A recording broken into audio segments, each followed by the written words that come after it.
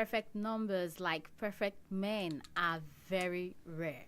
With this quote from Renee Descartes, we welcome you to another edition of this wonderful program on radio, Education Today. Education Today is a program that aims to call the attention of the public to education matters as they affect the effective running of the educational system and the achievement of educational goals. This comes on air every Saturday on this station, Light Radio, and I am Nima Ibrahim. I am Aisha Hussein. Our goal is to educate, inform, orientate, and entertain the society on educational matters, address issues affecting the educational system, influence public opinion, and drive effective educational policy direction to guide the formulators and implementers. For your comments, questions, and contribution, you can reach us on Facebook via www.facebook.com/lightradio, on X at The Light Radio, on Instagram light_radio, on YouTube Light Radio. You can also call or send a message to us via SMS or WhatsApp on 08097384000.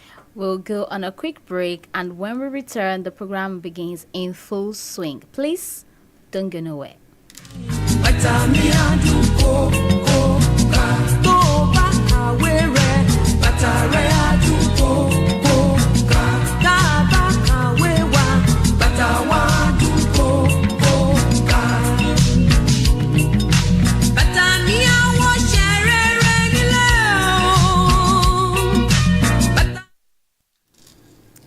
If you just joined in, you are listening to Education Today on Light Radio.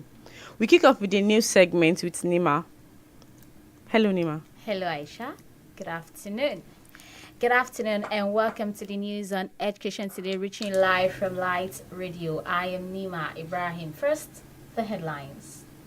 Student loan, over 1.1 billion naira disbursed to 20,000 beneficiaries, says NEL Fund. NUC approves takeoff of Kwara University of Education. Federal government to pay SANU, NASU 2 months of withheld salaries. And away from Nigeria, nearly 1,000 indigenous children died in U.S. boarding schools, reports finds. Now the details. The Nigerian Education Loan Fund, NEL Fund, has disclosed that a total of 1.17 billion naira has been released to 20,000 students in 5 of the public tertiary institutions that applied for the loan. The managing director of NEL Fund, Akintunde Sawyer, stated this at a news conference in Abuja on Wednesday. Sawyer, who said that one more institution would be added to the beneficiaries before the end of the day, noted that NEL Fund would keep increasing the number based on applications. Furthermore, Sawyer mentioned that an additional disbursement of 850 million would leave NEL Fund to various institutions due to receiving the loans, as he also disclosed that a total of 260,000 students had been approved for payment of upkeep loans and the institution's charges. In conclusion, when asked if the loans could be given to postgraduate students, Sawyer said the mandate of the fund focuses on undergraduate students with the fewest opportunities.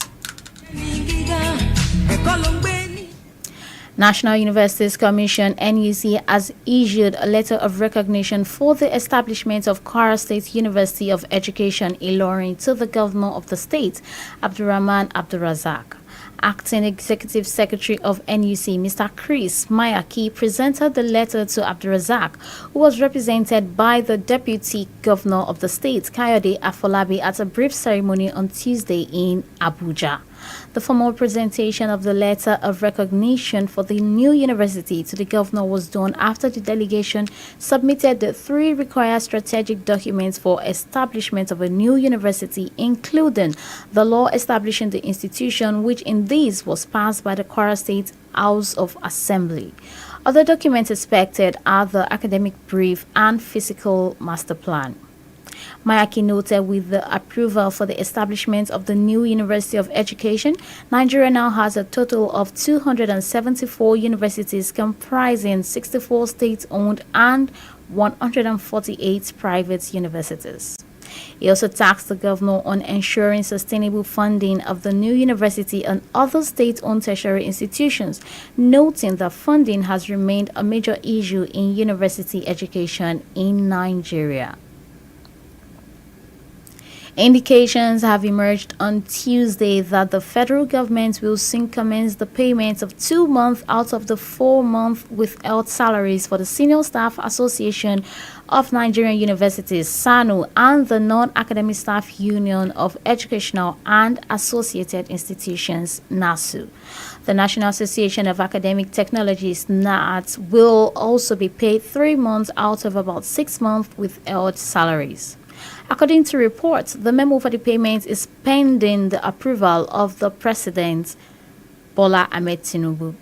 Recall that the four university-based institutions embarked on a prolonged strike in 2022 over unresolved issues with the federal government, and while the Academic Staff Union of Universities (ASU) stayed 8 months, the National Association of Academic Technologists (NAAT) was at home for about 5.5 months, while NASU and SANU spent 4 months at home. The West African Examinations Council (WAEC) has officially announced that the results for the 2024 West African Senior School Certificate Examination (WASC) will be released on August 5, 2024. Thus, students across the West African region are eagerly awaiting the results, which will be available online and through designated WAEC offices, reports gathered. This announcement marks the end of a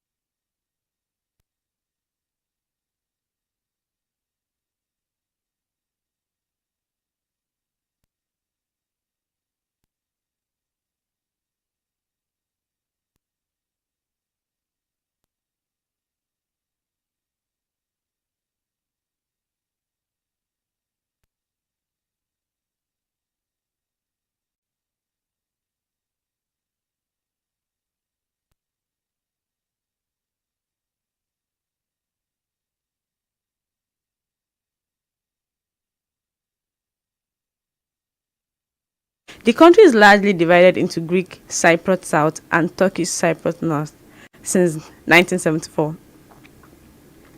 Cyprus practices a presidential republic with a president serving as head of state and government. There is a unicameral parliament, House of Representatives, and independent judiciary.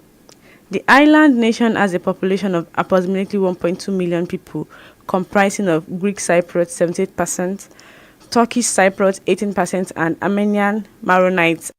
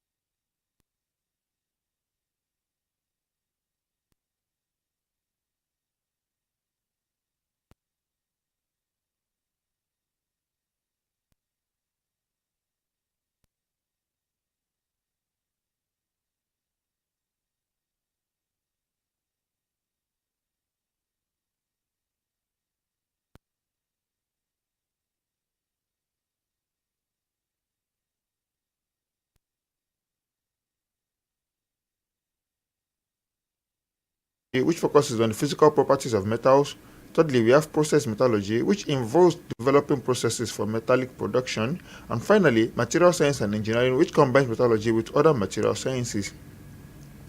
Studying metallurgy can lead to various economic rewards, including competitive salaries ranging from 2.5 billion in Nigerian naira to 10 million naira per annum, job security and stability, opportunities for career advancement and contribution to Nigeria's industrial development. Keep in mind that salaries and opportunities may vary depending on factors like location, experience, and specific employer. To study metallurgy in Nigeria, an applicant should pick the science department at the senior secondary school level. You need O-level credit passes in chemistry, physics, mathematics, biology, and English language in the senior secondary certificate examination conducted by the West African Examination Council, WAEC, NECO, NAPTEB, etc. A credit pass in mathematics is, of course, another advantage. UTME JAM, you need a good score of above 200 in required subjects in use of English, chemistry, physics, and mathematics. For direct entry students, ND and HND in metallurgy or related fields is required to gain admission into the 12 institution. For the universities that offer metallurgy include University of Lagos, Obafemi Awolowo University, Ahmadu Bello Universities, and others. Some notable institutions offering metallurgy programs in Nigeria include, alongside the ones already mentioned, University of Benin, Uniben, and Federal University of Technology, Akure, Futa. Note, admission requirements may vary depending on institution and program. It's essential to check with the specific university for up-to-date information. Now, that's it on the Profession of the Week segment. I remain Saeed Aremu. Education Today continues in a moment. Please stay with us.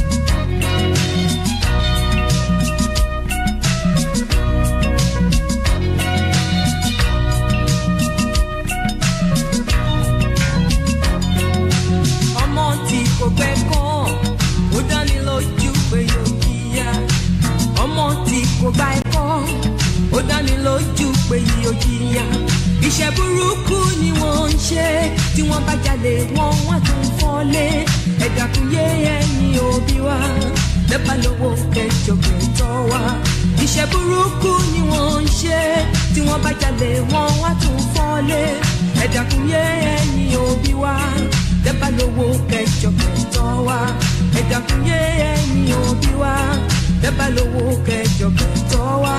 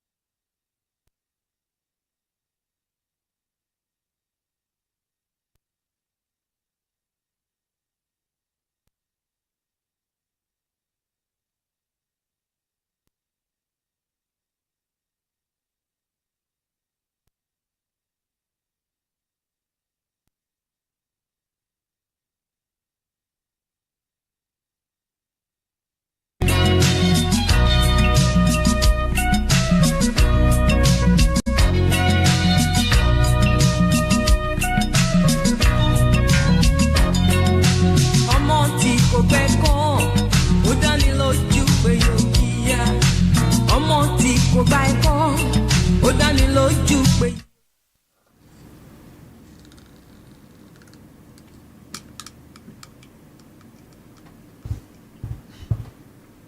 You are still on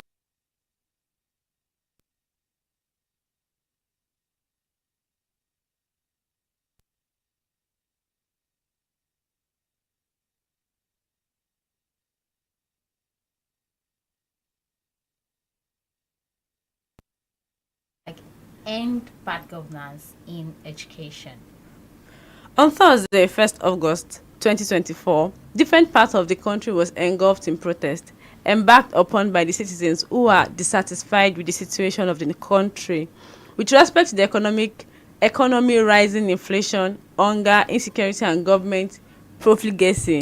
As an extension of this, on the program today, we want to examine the governance issues bedeviling the Nigerian educational system. And today's program is going to be as interactive and as well as entertaining, as we want you, our listeners, to share your views concerning those issues you believe need urgent reforms or attention of the government across the Federation. Don't forget, you can be part of the discourse by sending your comments and questions to 0809 738 4000. The number again is 0809 738 4000. Or you can drop your comments via the live video feeds on Facebook and YouTube.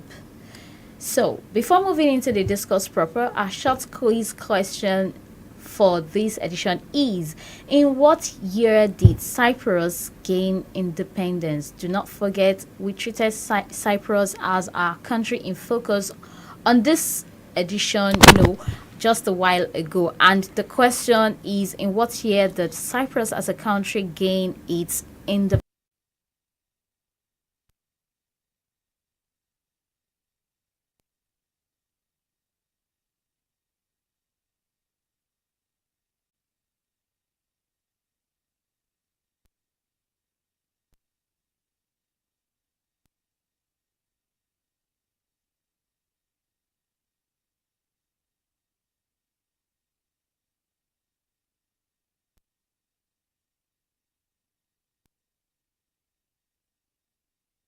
Is on to share his views and thoughts on the end bad governance, focusing on the educational aspects on this edition today. So, the first question.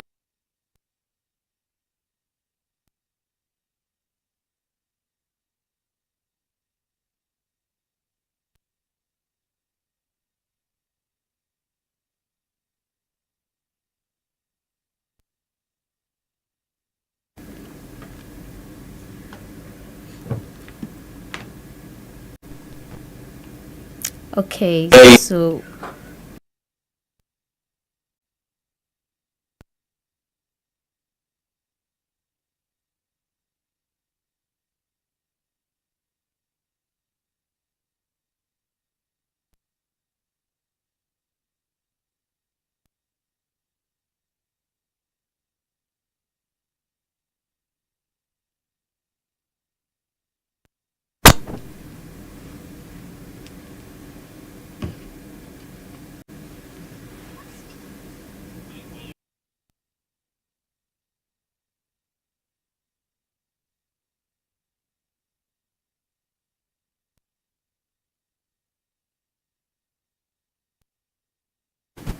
all right. Thank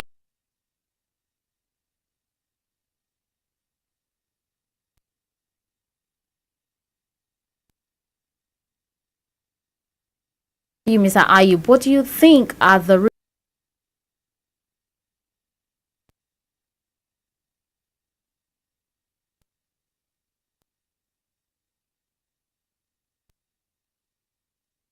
end bad governance protests that we are having in the country at the moment? So, what are the root causes, according to you, of bad governance in Nigerian educational system?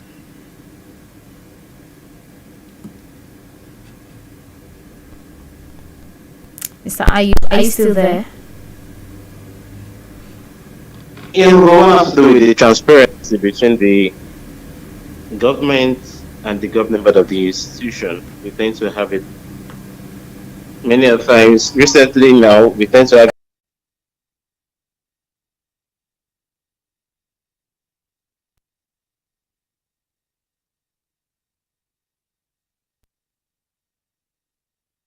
the, the populace. So this actually affects the planning of the school and the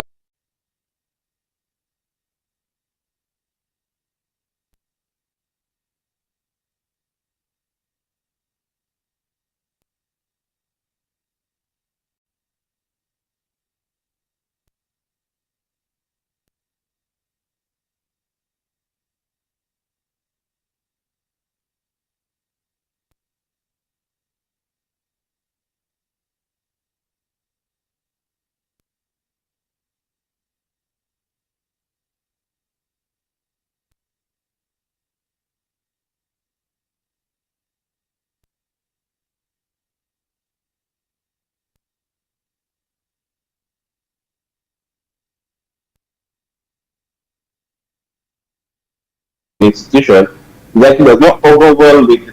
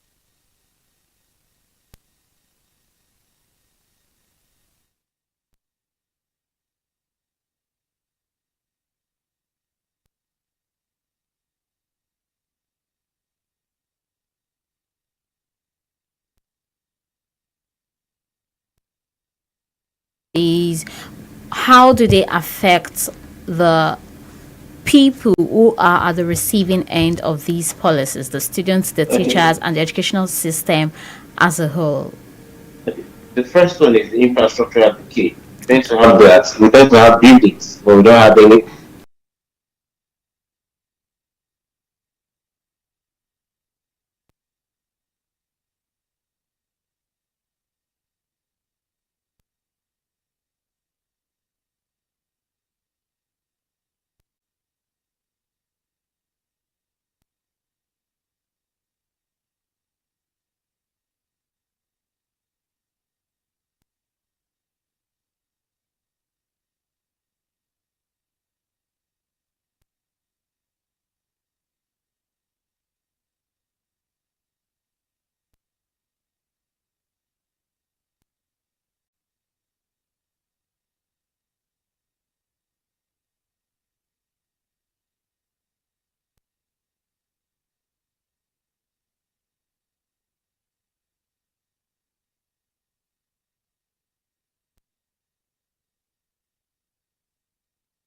actually correlate to what we have here. But because of the decay we don't have an institution, the likes of the strike and everything, when you tend to enter, your 4 years, then you change to 6 or 7 years, then definitely it actually affects the level of the chunk of students coming out of our IB class too. Then the third one is circle of instability. We tend to have bad governance. And when we have bad governance, it affects the educational quality in our institution. Bad governance in the sense that when a leader would only be all bent on doing what he wants to do and not what is actually needed by the institution. Yes.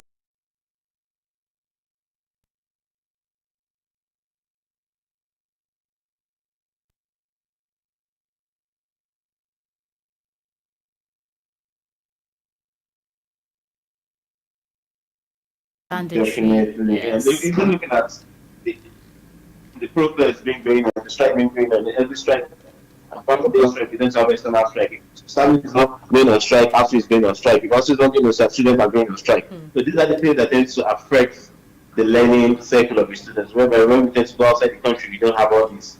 Once you tend to gain your admission, you tend to know your 4 years will be your 4 years, your 2 years will be your 2 years, which is not very well understood. Though private institutions are actually bridging this gap, but how many of us can actually afford the fee of private institution? How many average families can actually afford to go to all these institutions? We shouldn't even have to, go for the option of private institutions if, That if we have quality being dished out in our Government public. owned. Yes. that's it. So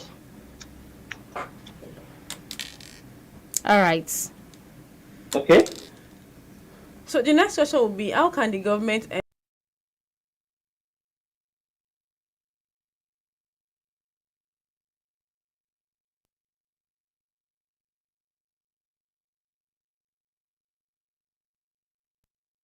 opportunities in education?